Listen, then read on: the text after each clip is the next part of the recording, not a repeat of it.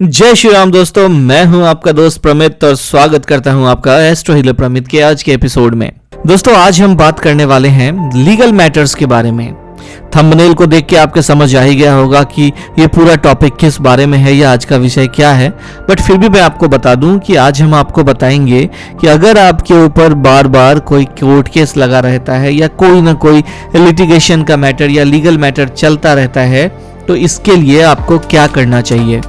इस वीडियो में हम आपको बताएंगे वो सारे सिम्टम्स या फिर आपके कुंडली में ऐसे वो कौन से कारण होते हैं, वो कौन से रीज़न होते हैं जिनके कारण ये परेशानी आपके साथ बार बार बनी रहती है, और तीसरा हम आपको बताएंगे उसका उपाय। तो इस वीडियो को बहुत ही ध्यान से देखिएगा, गौर से देखिएगा, और अगर आपको अपनी कुंडली खुद से देखनी आती है तो एनालाइज करने की कोशिश कीजिएगा। अगर आप खुद से नहीं देख सकते हैं तो आप हमारे दिए गए नंबर पे बात करके कंसल्टेशन बुक करके एक एक्सपर्ट एडवाइस ले सकते हैं। तो फिर आइए वीडियो को शुरू करते हैं। तो मैं आपको बताऊं कि कुछ क्लाइंट मेरे पास आते हैं जो हमेशा एक ही बात कहते हैं कि भाई हमारे ऊपर तो कोर्ट केस जो है ना वो हमेशा चलता ही रहता है, हम कुछ भी कर ले कोई ना कोई एक केस जो है वो हमारे ऊपर बना ही रहता है, हम जितना भी जल्दी केस को ख़त्म करना चाहे वो उतना लंबा खींचता है, और जो केस हमारे फेवर में आना चाहिए, मतलब ऐसे ऐसे कोर्ट केसेस हैं जो हमारे फेवर में हो जाने चाहिए, वो भी हम हार जाते हैं। तो आप हमें बताइए कि हम कब इनसे छुटकारा पा सकेंगे या ये जो सिलसिला है वो कब बंद होगा।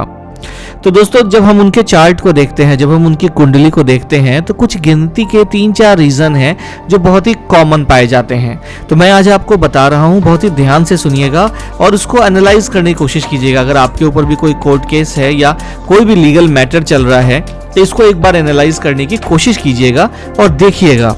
तो सबसे पहले मैं आपको बताऊं कि हमारी कुंडली में जो छठा भाव होता है, जो 6th हाउस होता है, वो कोर्ट केस और लिटिगेशन की स्थिति का भाव होता है।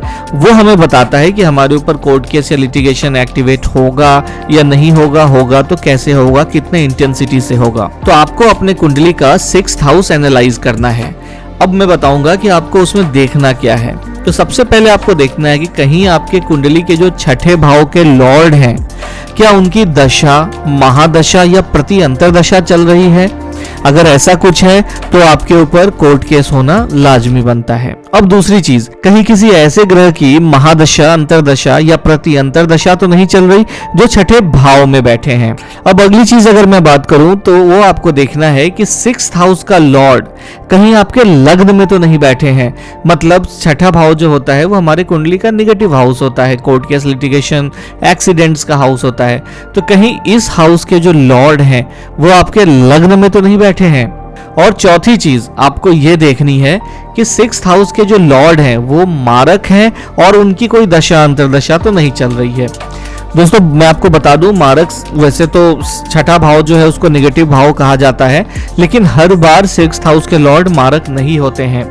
जैसे अगर मैं आपको एक एग्जांपल दूं तो कई बार ऐसा होता है कि धनु राशि छठे भाव में पड़ रही होती है, लेकिन गुरु की दूसरी राशि जो मीन राशि है वो आपके 9th हाउस में पड़ जाती है। तो उस समय जो आपका छठा भाव है वो मारक भाव नहीं होता, मतलब वो जो छठे भाव के लॉर्ड हैं वो आपके लिए मारक नहीं होते हैं। तो इसके लिए मैं बता दूं कि आपको देखना है कि छठे भाव के जो लॉर्ड हैं वो कारक हैं या मारक हैं, और अगर मारक हैं तो उनकी कोई दशा चल रही है तो आपके ऊपर कोर्ट केस, लिटिगेशन के मैटर आने बहुत ही लाजमी होते हैं। तो ये कुछ फैक्टर है, अगर आप खुद से जज कर पा रहे हैं तो आपको समझ आ गया होगा कि आपके साथ ये जो कोर्ट केस का मैटर है या फिर ये जो लिटिगेशन है बार बार क्यों चल रहा होता है।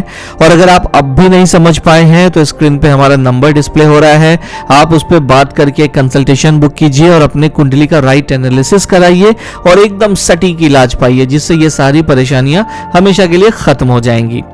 अब चलिए चलते हैं इसके उपाय के बारे में। तो अगर आप अपनी परेशानियों को खुद से समझ पा रहे हैं तो मैं आपको बता दूं इसका जो एक बहुत ही सटीक उपाय है वो है कि जिस भी ग्रह के कारण ये सब हो रहा है, अगर आपने जज कर लिया है कि किसी एक प्लेनेट के कारण या उसकी दशा अंतरदशा के कारण आपके साथ कोई कोर्ट केस या लिटिगेशन एक्टिवेट हुआ है, तो आप उस ग्रह की सबसे पहले शांति पूजा करा लीजिए।